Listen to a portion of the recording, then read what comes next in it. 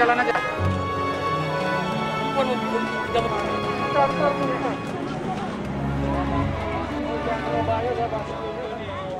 Kita masih koordinasi dengan Forkopimda, Pak. Masih koordinasi. Untuk sementara kita pindahkan dulu ke BLK, tapi masih kita koordinasikan dengan pemerintah setempat seperti biasa. Berapa jumlah? Kebanyakan dari mereka perempuan dan anak-anak, jadi kelihatannya memang agak sedikit kurang sehat, dan nanti mungkin akan kita lihat sampai ke BLK nanti. Untuk sementara kita pindahkan dulu, jangan di sini. Berarti penanganan ke depan belum ada? Belum ada. Kita bisa masih koordinasi seperti semula, seperti biasa. Apakah akan digabung dengan yang sebelumnya?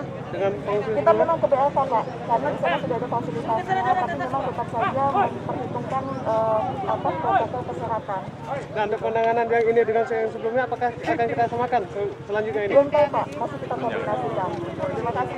Ini berapa jumlahnya? Sekitar 200-an, Pak, 297.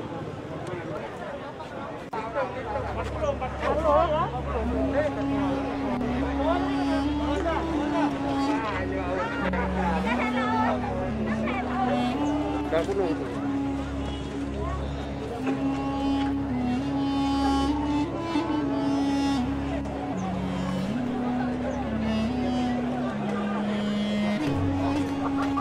Ayo dibagi ini.